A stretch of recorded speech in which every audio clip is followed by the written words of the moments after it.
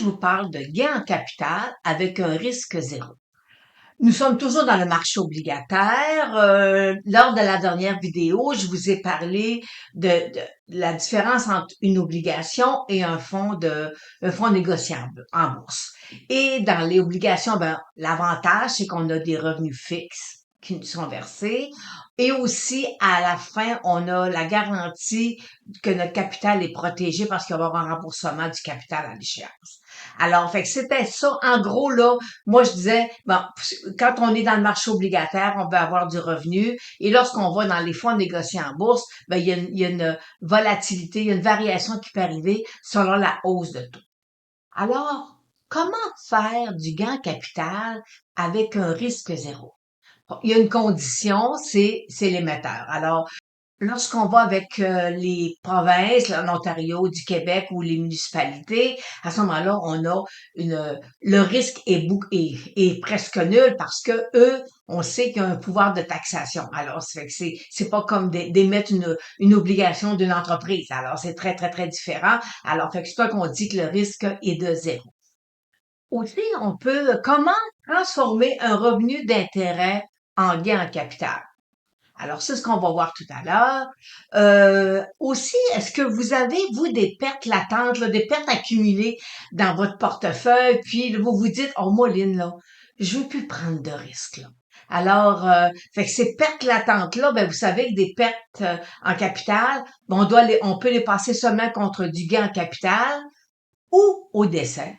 Vous avez, la succession va avoir le choix de prendre votre perte et de la passer contre votre revenu lors du décès. Alors, c'est une petite règle fiscale, là, mais on veut pas ça, là. Hein? On veut être capable d'en profiter de notre vivant. Il y a aussi, vous dites, moi, Lynn, là, je veux plus prendre de risques sur le marché boursier, mais moi, j'aime ça avoir du gain en capital. Alors, fait que c'est qui va vous permettre de parfois de bonifier un peu le rendement global de votre obligation avec une stratégie qui est super simple.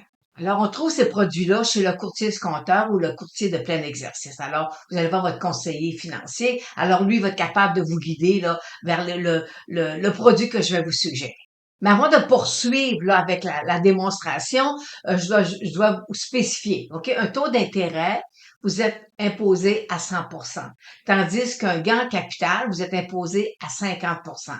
Pour moi, c'est judicieux de vous proposer cette stratégie-là. J'en ai déjà parlé de ça un an et demi lors d'une vidéo. Alors aujourd'hui, je reviens et ça permet aux gens de dire, bon, OK, je peux aller chercher du gain en capital, je peux passer des pertes latentes et avec un risque qui est presque de zéro. Alors, allons voir le produit que je vous propose. Alors, la stratégie que je vous propose, ce sont sur le marché obligataire. Et là, vous avez les villes, pas les villes, c'est-à-dire on a les provinces, Ontario, province de Québec, de l'Alberta. Et vous savez, pour avoir accès à ces produits-là, vous allez chez le courtier escompteur ou votre courtier de plein exercice. Euh, il y a de ça quelques années, les taux d'intérêt en étant bas, les villes, les provinces ont émis des obligations à des taux de 1,5, 2%, et présentement, les taux sont à 3, 4%. Alors, et forcément, il y a un écart qui se crée entre le taux qui a été émis, il y a de ça quelques années, et le taux présentement. Alors, c'est ce qu'on appelle quand on fait une recherche, si vous allez chez votre courtier escompteur, vous allez aller chercher des obligations provinciales et vous allez demander avec un escompte. Dans le sens que, regardez ici, on a la ville de l'Ontario a émis c'est une obligation 7 ans. Lorsqu'elle a émis cette obligation-là, peut-être 10 ans, 12 ans, 15 ans, on n'a pas, pour l'instant, j'ai pas la date d'échéance. C'est-à-dire, j'ai pas la date de l'émission, mais je sais qu'elle a été émise à 1,35% et elle va être issue en décembre 2030. Alors, et présentement, le marché exige un rendement de 3,76, 3,80%, on va faire un chiffron, 3,80%, puis elle a été émise à 1,35. Alors, on paierait aujourd'hui le prix, parce qu'une obligation, c'est en valeur de 100 dollars. Aujourd'hui, on paierait l'obligation 85 dollars.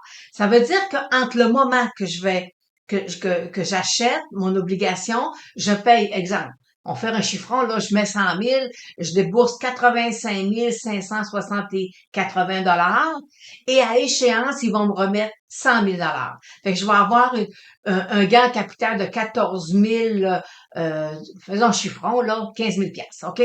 J'ai un gain en capital de 15 000 dollars, et ça, c'est la différence entre le 85 000 et le 100 000, c'est la différence entre mon taux d'intérêt que le marché exige aujourd'hui et le taux de l'intérêt de l'obligation. Et en plus, OK? Alors, cette obligation-là, je vais recevoir un intérêt de 1,35%. Et là, moi, je me dis, moi, à 1,35%, vous savez, l'intérêt, c'est payable, c'est imposable à 100%. Alors moi, ça me dérange pas d'avoir moins de revenus d'intérêt, mais à échéance d'être capable d'aller chercher un gain en capital où je vais être imposé à 50%. Et comme tout à l'heure, je vous mentionnais, bien, vous avez peut-être des pertes latentes qui attendent dans votre portefeuille. Alors, vous allez être capable de passer le 15 000 de gain capital, vous allez être capable de passer contre des pertes. Alors, fait que vous allez être capable de dire, d'augmenter votre patrimoine, là, vos avoirs financiers en faisant juste une stratégie qui est super simple à faire pour les gens qui ont des pertes en capital latentes. Pour les gens qui disent, bon, ben moi, j'ai pas de perte en capital, mais en même temps, je suis toujours intéressant de prendre cette stratégie-là parce que j'ai un bon revenu, présentement. Alors, un taux de rendement de 1,35 sur l'obligation, je serai pas trop, ça le dérangera pas trop au niveau de mon taux d'imposition. Mais par contre, je vais aller me chercher un beau gain de capital à échéance. Alors, fait que ça permet de bonifier le rendement.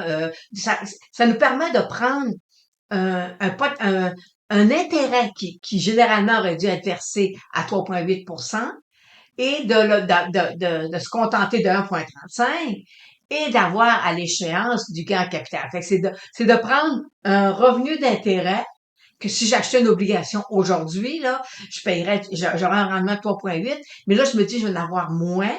Ça fait mon affaire fiscalement.